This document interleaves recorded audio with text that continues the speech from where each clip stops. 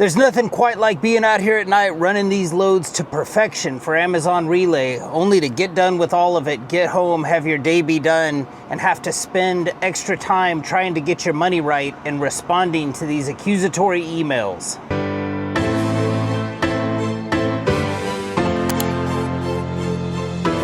So let's start with this. I don't make videos like this to kind of put Amazon on blast, to talk bad to them. My goal with this channel is to prepare you, the viewer, as, you know, if you're working for Amazon, you probably already know these things, but if you're planning on working for them, I want you to know exactly what you're getting into. I do not want to paint the story all good. I don't want to paint the story all bad. I just want to paint the story as I see it so that you have a pretty good assessment of what you're getting into.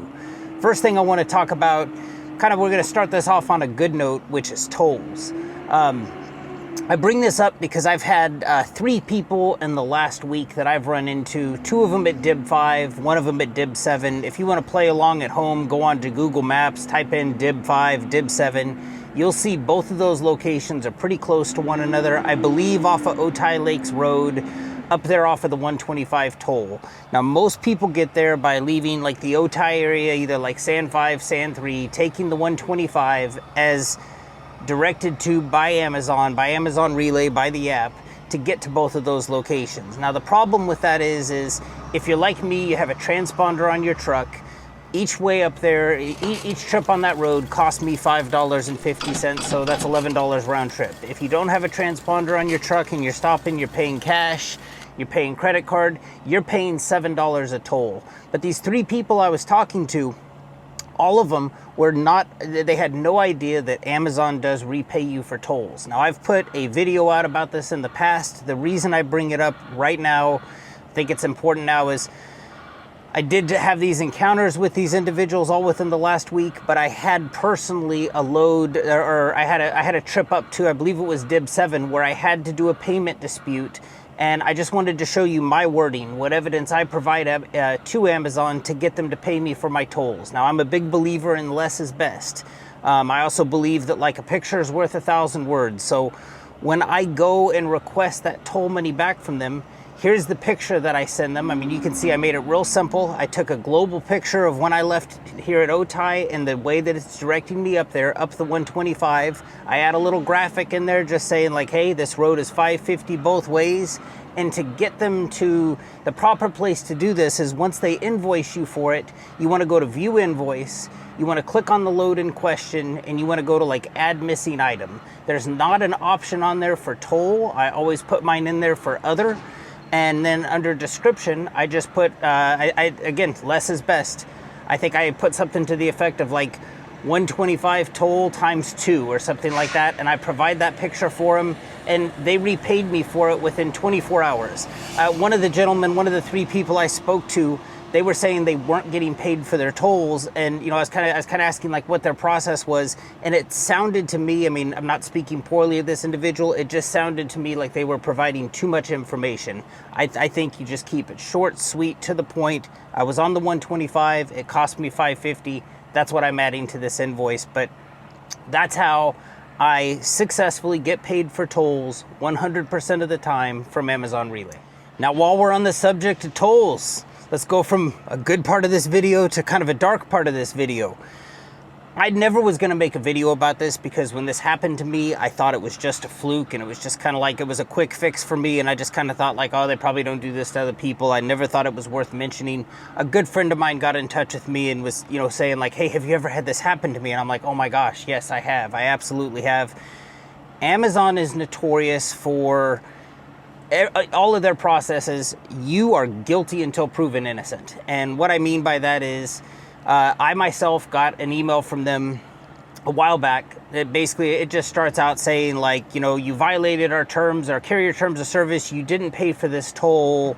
You know, we're taking the money back. We're charging you the toll violation, which, you know, rather than being $5.50, this was on the 125, rather than being the $5.50, which I should have paid, they were charging me the $45 fee, which I assume they were charged from the toll people. But just kind of a, if I were to say just kind of like a very accusatory, very kind of nasty email as far as like, you know, you violated our terms of service, doing this in the future could lead to your termination from the from the program, blah, blah, blah.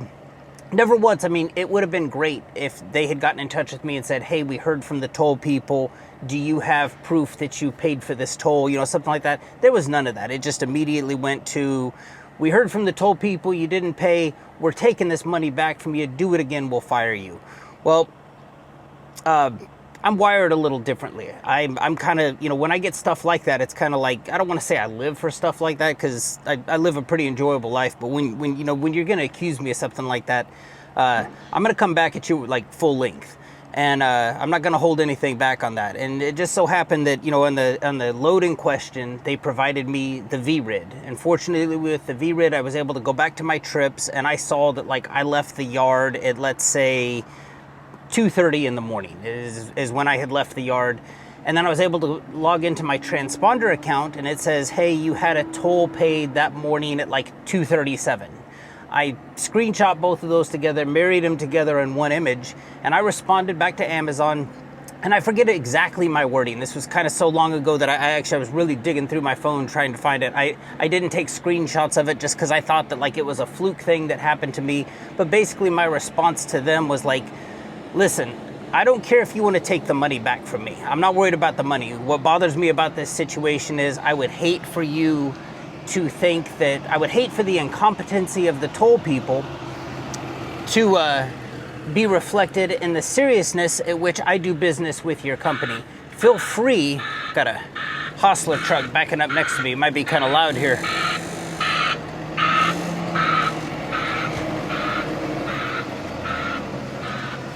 Of course, I park right by the trailer they need.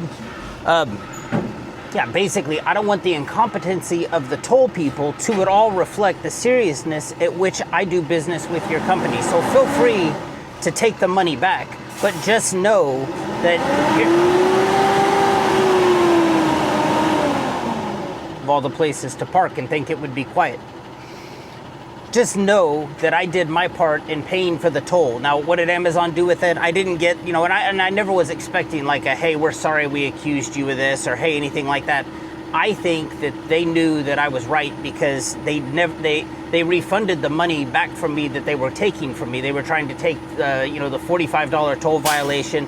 They refunded that money from me, and I never heard anything from it. So obviously, end of the day, I know that they believed me. But kind of back to that whole toll thing, hang on to those receipts. If you don't have a transponder account, find a way to organize this stuff, because this was the type of thing too. It's not like this happened to me on a load that was within like the last week. This happened to me on a load that I had done like a month and a half ago, and now a month and a half later they were getting in touch with me making this accusation of me. So, you know, find a way to store, to file, to access those toll receipts that you pay, not only because, you know, you should be having Amazon pay you back for them, but in the event that they accuse you of, hey, we think you didn't pay for this toll, you want that. There's a little caveat on that little thing that that email, that nasty email they send you at the bottom that says, you know, if you can prove that you paid this, don't worry about it. We'll go ahead and move forward with it. You know, don't worry about it. But definitely,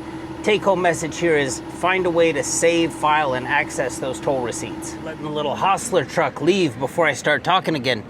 Last and certainly not least, and I only bring this up because this happened to me today, and in all truthfulness, this isn't even resolved yet. This is just kind of one of those things that's kind of a work in progress. Worked for him last night, out at breakfast with my kids, enjoying family time, not even thinking about work, and I get an email from the Amazon. Never good when you get an email from them that comes from their MPM. I forget, I don't know, actually I don't even know what it stands for, but it's like MPM management, something or another, and it's like, they're sending me a thing saying like, hey, you checked into a yard the other night with the wrong tractor. Now, I'm confused as hell because I just have the one, and I start kind of reading through it, and I realize, after reading through it, I realized the mistake that's happened. And the reason I think I recognized the mistake so quick was because the same thing happened to me once up at an Ontario yard. They were checking me in, and it just so happens that my license plate in California matches the exact same license plate of somebody of another tractor, but it's in Pennsylvania. And they even, in the thing they sent me, they said, you checked in with this Pennsylvania tractor. And so again, picture being worth 1,000 words. I sit there and I tell my kids, I'm like, man, I'm kind of fired up right now. I want to take care of this. I kind of stopped paying attention to breakfast with them. And it's like, I'm going again full length with this thing as far as like Amazon. And I'm kind of putting into one graphic a picture of like, hey, here's the thing saying that you checked in at, PA license plate. Here's a copy of my license plate. And this is what I see when I assign my tractor to a load. Obviously, like a California license plate tractor. And I just wrote out a little explanation saying like, hey, I'm so glad you contacted me for this. I've had this happen to me before at another yard. If you look, you're telling me I checked in with a PA tractor.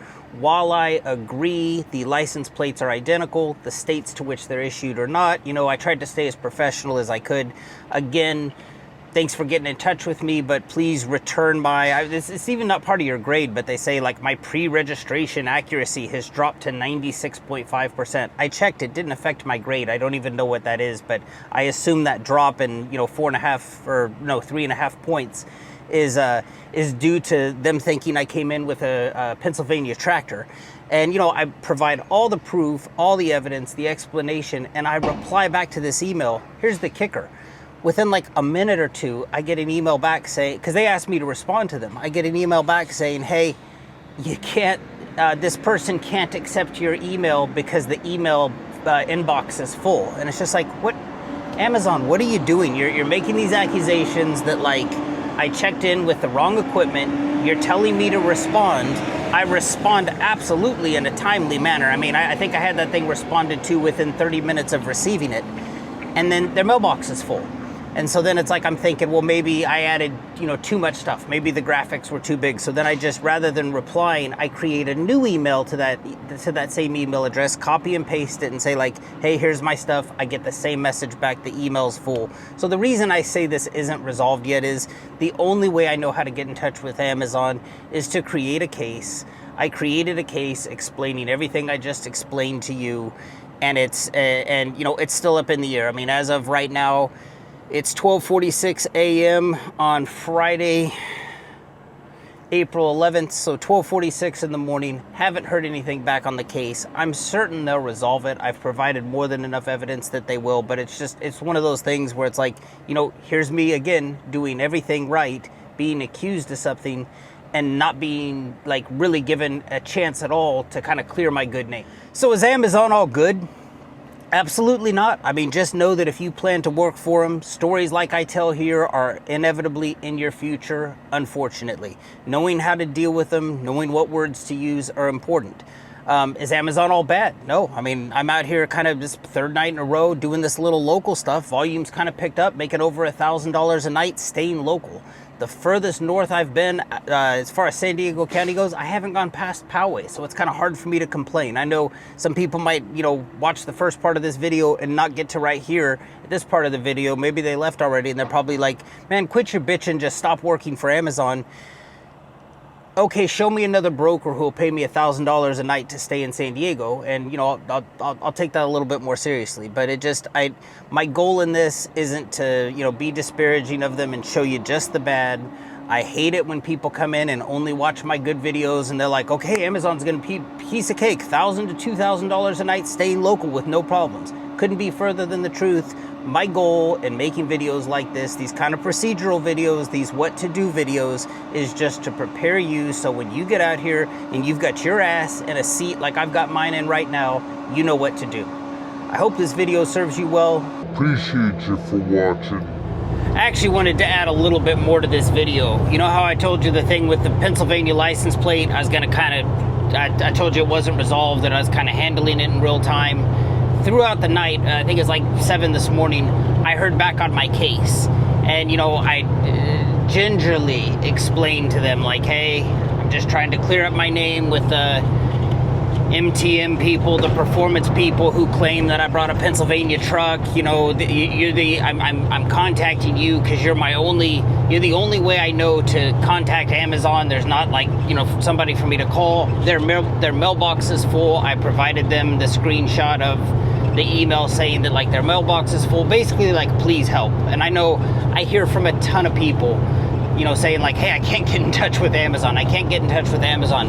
Here's me trying everything I can to kind of clear my good name, to prove that I didn't use this Pennsylvania tractor, and explained it all well.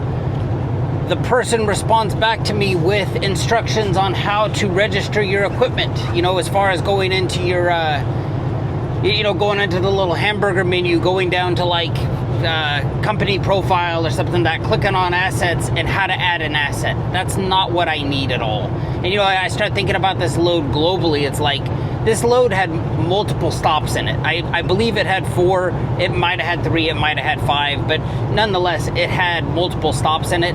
The only stop they're claiming that I used this Pennsylvania tractor on was on one specific VRID. So in order for that to be true, play this out in your mind with me. In order for that to be true, I used this truck, my truck, to complete every leg of the trip, except for the one where I either went to Pennsylvania or I'm in cahoots with the person who has the same license plate as me in Pennsylvania.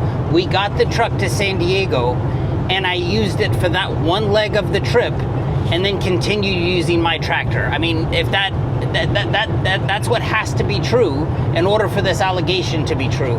And it just, you know, I don't mean to just totally shit on Amazon and all this kind of stuff like that, but it's like, please use logic. Please use, you know, and then when I do ask for help, when I do say like, hey, I'm trying to do this, and I'll be honest, I'm creating the case, I'm taking the screenshot of the mailbox being full, I'm doing all this stuff. I don't expect resolution on it. I'm just laying the groundwork so that when these MTM people or whoever gets in touch with me in a month and says, hey, we emailed you a month ago and we never heard back from you, then I can lay all this on them and be like, listen, I responded back, your mailbox was full, I tried to open a case, what more could I have done?